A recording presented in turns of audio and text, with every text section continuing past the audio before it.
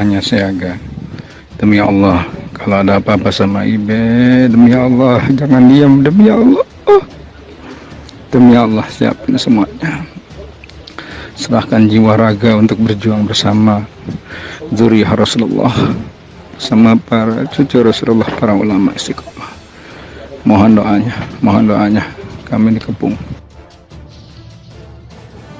Irdan kontek-kontekan langsung bang sama yang di mobil. Itu di mobil itu nggak ada yang pegang senjata ya kan?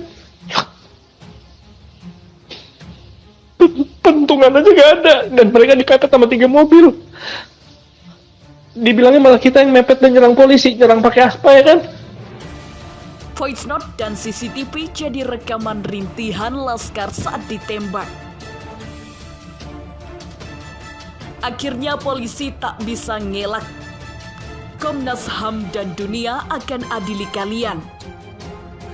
Dan bahkan saudara-saudara perlu ketahui, teman-teman media, sempat salah satu laskar mengirimkan voice note rintihan dari salah satu laskar kita yang ditembak. Itu artinya apa?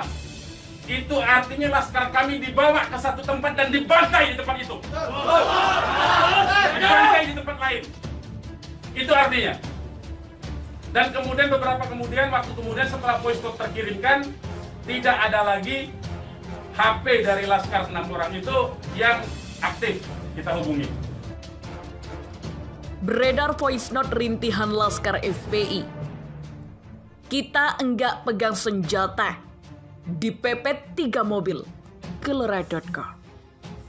Hanya siaga.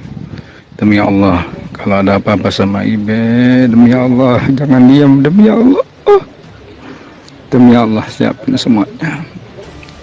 Serahkan jiwa raga untuk berjuang bersama zuriyah Rasulullah, sama para cucu Rasulullah, para ulama istiqomah. Mohon doanya, kami dikepung. Irdan kontek-kontekan langsung bang sama yang di mobil. Itu di mobil itu nggak ada yang pegang senjata ya kan? Pentungan aja nggak ada, dan mereka dipepet sama 3 mobil.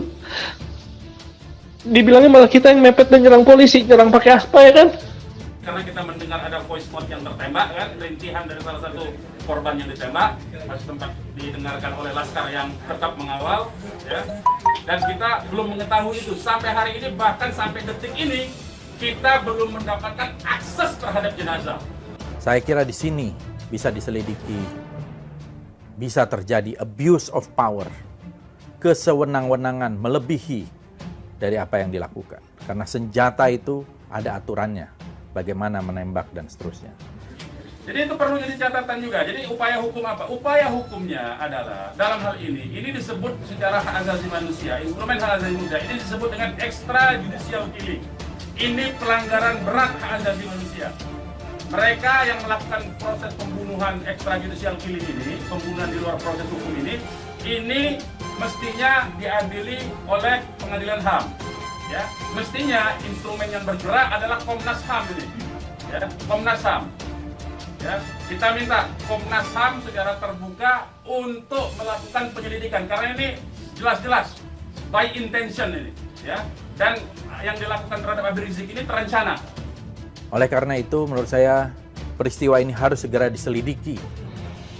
Kalau perlu oleh sebuah tim yang independen, tim gabungan pencari fakta yang independen, sehingga betul-betul terungkap siapa yang melakukan kesalahan. Nyawa kelihatannya begitu murah dengan tembakan peluru dari aparat kepolisian. Padahal peluru itu datangnya juga dari rakyat.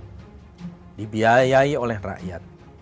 Dan tidak boleh kemudian peluru itu juga menghadang kepada rakyat. Apalagi ini adalah tokoh yang terhormat. Satu laskar inilah kemudian yang voice note-nya sampai ke tim yang lain, ke mobil yang satunya. Mobil yang satunya segera katakanlah menyelamatkan diri begitu. Karena ini ada tembakan, itu bukti ya, yaitu akan berupaya melaporkan ini ke Komnas HAM. Karena ini kita sebut pelanggaran HAM berat ya. Ini pelanggaran HAM saya katakan. Ini pelanggaran HAM sekali lagi ya. Tidak boleh lepas dari jerat hukum ini. Tidak boleh karena kekuasaan lepas dari jerat hukum. Tidak boleh. supaya kasus ini dibentuk tim independen, saya setuju. Dan tim independen itu tentu saja menurut saya harus dipimpin oleh Komnas HAM, karena kewenangan itu ada di Komnas HAM ya.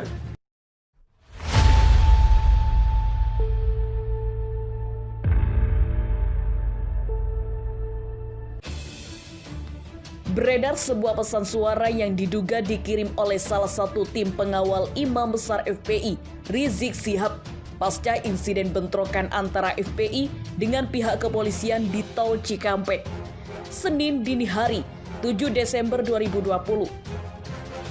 Anggota Laskar FPI itu menjelaskan bahwa pihaknya secara tiba-tiba dipepet oleh 3 mobil. Kemudian terjadi insiden bentrokan antara keduanya. Kontek-kontekan langsung bang sama yang di mobil. Itu di mobil enggak ada yang pegang senjata. Pentungan aja enggak ada. Dan mereka dipepet sama 3 mobil. Dibilangnya malah kita yang pepet dan nyerang polisi. Nyerang pakai apa? Ujar suara dalam rekaman tersebut yang terdengar merintih. Menanggapi itu, Sekretaris Umum FPI Munarman menjelaskan bahwa beberapa saat usai insiden tersebut, dirinya menerima voice note, rekaman suara, rintihan dari salah satu laskar FPI. Sempat salah satu laskar mengirim voice note, rintihan dari salah satu laskar kami yang ditembak. Itu artinya apa? Itu artinya laskar kami dibawa ke satu tempat dan dibantai di tempat itu.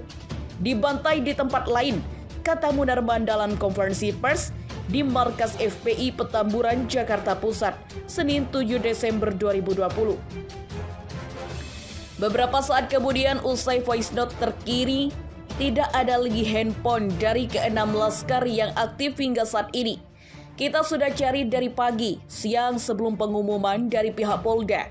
Kita sudah cari kemana-mana, ke rumah sakit kita cari, ke kantor polisi kita cari karena kita anggapnya itu orang hilang, kata Munarman menambahkan.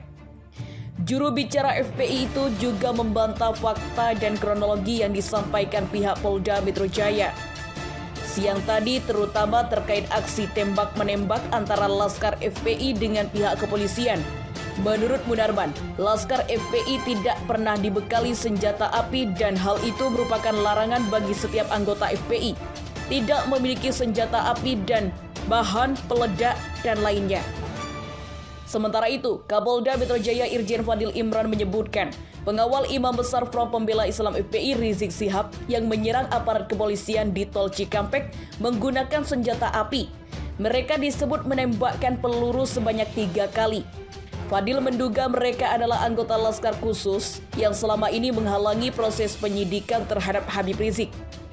Senjata api asli, ini sudah ada 3 yang ditembakkan. Jadi dari hasil penyelidikan awal, kelompok yang menyerang anggota ini diidentifikasi sebagai Laskar Khusus yang selama ini menghalang-halangi proses penyidikan, ungkap Fadil dalam konferensi pers di Mapolda Metro Jaya, Senin 7 Desember 2020. Dalam konferensi pers tersebut, polisi merilis barang bukti berupa 2 pucuk pistol jenis revolver, 9 samurai, dan 2 buah celurit. Fadil mengatakan senjata api bersenjata tajam itu dibawa oleh 10 pengikut Habib Rizik. Para pengikut Habib Rizik itu disebut menyerang anggota terlebih dahulu. Sementara itu, Kapolda Metro Jaya Irjen Fadil Imran menyebutkan pengawal Imam Besar Front Pembela Islam FPI Habib Rizik Syihab yang menyerang aparat kepolisian di Tol Cikampek menggunakan senjata api. Mereka disebut menembakkan peluru sebanyak 3 kali. Laskar FPI baku tembak dengan polisi.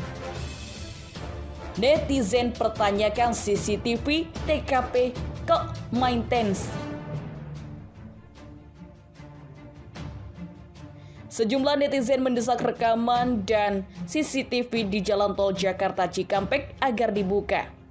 Hal ini demi menjelaskan detik-detik tewasnya anggota Front Pembela Islam FPI di ruas Tol Cikampek. Selain itu, desakan CCTV yang mencuat di dunia maya kata ini menjadi trending topik di Twitter. Sejumlah warganet juga memulai mencuit memulai kata ini. Ini mungkin tweet terakhir sebelum akun ini tumbang. Kunci utama dari bukti dan keterangan Kapolda adalah pertama, rekaman CCTV terjadi penyerangan di jalan tol, dan 2, proyektil peluru. Demikian, terima kasih. Salam hormat buat semua follower. Sampai ketemu, kata akun @hukumdan.